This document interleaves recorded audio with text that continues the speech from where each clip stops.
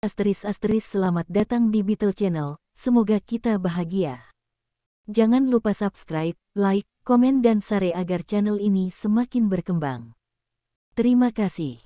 Novel Kemenangan Dalam Hidup, Bab 2339-2340. Carrick mendapati dirinya terpeleset, tetapi dia tidak peduli. Jadi bagaimana jika kamu tahu? Anda tidak dapat melarikan diri dari saya sekarang. Meskipun Nona Bella menyuruhku untuk menyelamatkan hidupmu dan aku hanya perlu membuatmu tidak bisa menghadiri pertemuan hari ini, aku berubah pikiran sekarang. Aku akan membunuhmu dan menguburmu bersama semua orang. Carrick mengangkat pistolnya dan mengarahkannya ke dirinya sendiri ketika Carrick selesai berbicara. Apakah kamu takut?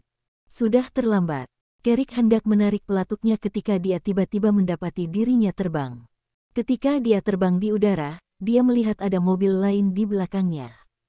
Setelah terlempar ke udara, Carrick jatuh dengan keras ke tanah, darah terus mengalir dari mulut dan hidungnya. Dia mencoba yang terbaik untuk berdiri kembali, tetapi jelas bahwa tubuhnya tidak tahan lagi. Setelah mobil berhenti total, Jasper langsung santai saat melihat Brooke keluar dari mobil. Lain, kamu baik-baik saja. Brooke bergegas dengan gugup ketika dia melihat Jasper santai dan jatuh ke tanah. Saya baik-baik saja. Pergi dan periksa Julian. Dia seharusnya terluka parah barusan. Brooke juga dengan cepat mendatangi Julian, yang berdiri dari tanah dan melambaikan tangannya. Julian terluka, tapi dia berhasil bertahan. Dia kemudian bergegas ke Carrick dan dengan paksa mengambil pistol dari tangannya.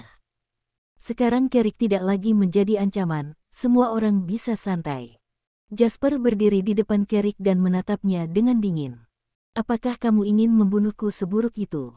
Apakah Anda benar-benar berpikir bahwa Anda adalah orang pertama yang mengangkat senjata ke arah saya? Jasper jelas mengejeknya, tapi Carrick sama sekali tidak peduli. Begitu Carrick mendarat, dia tahu bahwa organ dalamnya telah menerima luka dalam yang serius dan dia akan segera mati. Karena itu, dia berjuang untuk terakhir kalinya. Dia menarik belati dari pinggangnya, tapi Julian menendangnya. Setelah melihat ini, Jasper tahu bahwa orang ini pasti telah dibutakan oleh amarah. Dia putus asa. Biarkan saja dia mengurus dirinya sendiri seperti ini. Setelah Jasper selesai berbicara, semua orang merapikan dan berencana untuk kembali ke mobil Brooke. Saat ini, telepon di Carrick, yang tergeletak di tanah, berdering. Jasper segera pergi untuk merebut telepon saat Julian menjatuhkan Carrick. Setelah telepon tersambung, Edmund bertanya, masih ada 2 jam sebelum rapat dimulai. Apa kau sudah menyingkirkan Jasper? Setelah mendengar ini, Jasper hendak menjawab ketika dia mengira suaranya akan mengekspos dirinya. Maka, Jasper menyerahkan telepon itu kepada Brooke yang sudah lama tidak berada di sisinya. Brooke sangat pintar. Jadi dia berkata dengan suara palsu yang dalam. Aku sudah berurusan dengannya.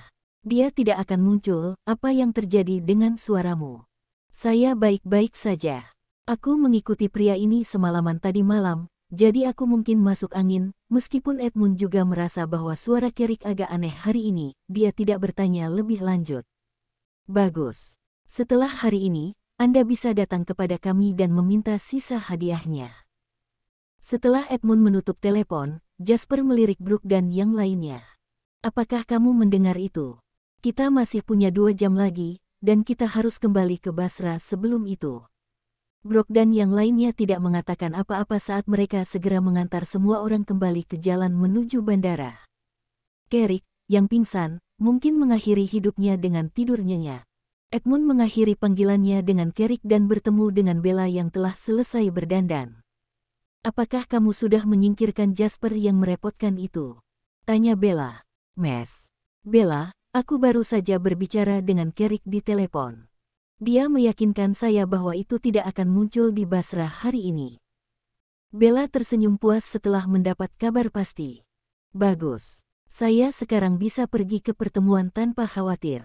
Jasper sudah lama membuat Bella kesal, dan Bella selalu percaya bahwa dia bisa mengambil alih tanpa Jasper. Bella sudah lama merencanakan pengambilalihan industri minyak Basra. Sepertinya dia akhirnya akan mewujudkannya kali ini. Sudah hampir waktunya. Apakah semua orang sudah datang? Tanya Bella pada Edmund. Nona Bella, semua orang ada di sini dan menunggumu. Puas, Bella mengangguk dan memimpin Edmund langsung ke pertemuan. Semua orang di ruangan itu berbicara tentang manfaat yang diberikan Bella kepada mereka, melupakan darah buruk mereka. Hanya ketua perusahaan, Murik, yang tidak bisa menahan desahan saat mendengarkan di samping. Orang-orang ini begitu fokus pada kepentingan langsung mereka sehingga mereka tidak menyadari niat Bella yang sebenarnya. Oh, sekelompok orang bodoh yang hanya mengejar uang. Mereka mungkin akan membantu pihak lain setelah digunakan. Presiden, Murik, berkata tanpa daya. Dia tidak sendirian.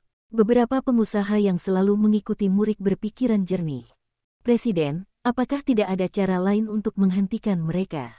Ya, Presiden. Paling tidak, cabang kamar dagang perminyakan didirikan oleh penduduk setempat. Seorang ahli waris dari Amerika Serikat memberikan bobotnya di sekitar kita. Kami tidak akan bisa menjawab nenek moyang kami jika kami mati.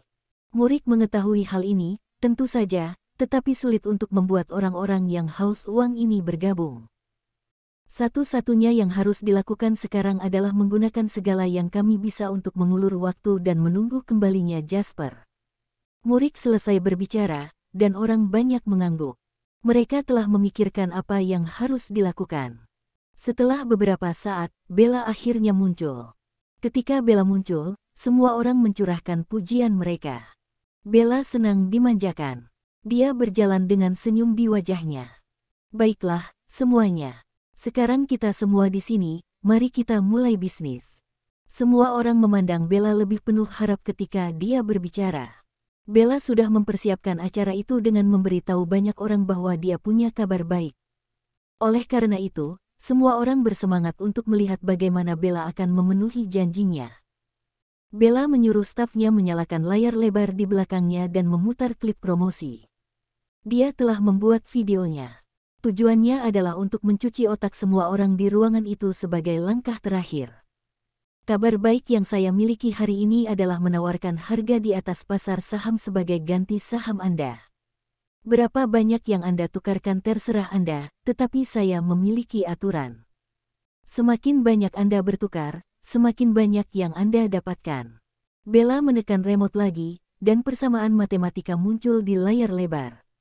Bersambung, terima kasih telah menyaksikan dan terima kasih telah mendukung channel ini.